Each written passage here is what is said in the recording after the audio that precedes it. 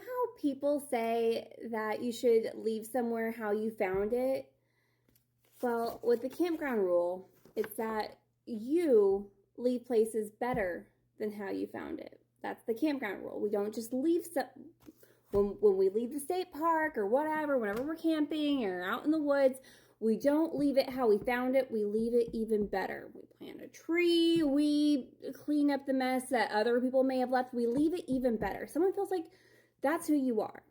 You're someone who leaves places better than how you found them. It doesn't mean that you don't also cause some kind of chaos, but whatever you bring, whatever kind of karma you serve, why are we getting the karma that you serve, it actually leaves people better off for it. And I'm getting kind of like a pushback almost from that. Like you met someone who noticed that and they pushed back against it and they want to make sure that they left you worse than how they found you. And you left them better than how you found them.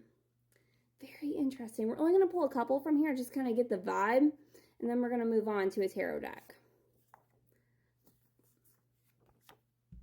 The love of my life. The love of my life. I wanted power. The love of my life. And I wanted power. Whatever I was doing out there in the woods or at the campground or whatever, it was to make sure that it looked better for me. And I didn't care how I was leaving you while I was making it a better environment for me. Constant quarreling. You serve some kind of karma here. It's like you're a pushback against the power. You're the resistance, like you're the resistance. When we watch those movies, like the Hunger Games, you root for the resistance. You're the resistance, and this is someone who was the corporation. Whether this is an actual corporation or a person who just kind of runs on that, let me go. Please let me go. Where they felt like they had more power and control over whatever situation this is, you took them. Well, you didn't take them with you, but you went along with them. Whatever karma you served, it was something that they needed. So even if it wasn't something that they enjoyed, it eventually was something that left them better. But now you're like a ghost. You haunt them. The lesson that you taught them, it haunts them.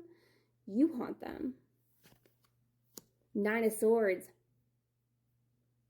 That's a little depressy-nessy going on here. Someone real in the feels. Feels very hopeless, where they were the ones that had so much power. Whatever you brought in and you challenged that ego, you decided to stand up and fight and be that resistance instead of just allowing them to be that power.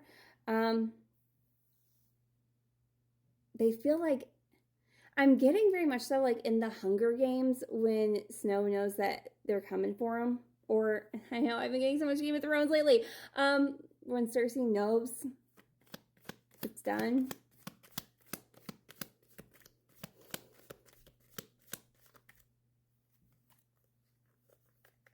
The tides are turning. The Empress. The tides are turning because you were just a spectator in their audience. But what you brought to that audience, it's like you were the voice. I don't know why. Like, I'm getting like you're the movement, you're the moment, where it was like, oh, I'm getting like so much like free loving hippie, yeah, whatever. And it's like, it was so much more intelligent than that. They may have momentarily left you worse. And I know you didn't want to leave them better, but maybe you did. Maybe that's the whole point, right? The change. You are very effective. You are smart. You are small, but you are mighty. Yeah, someone's feeling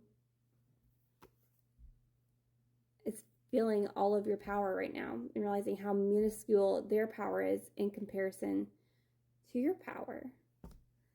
I guess we're going to do a part 2.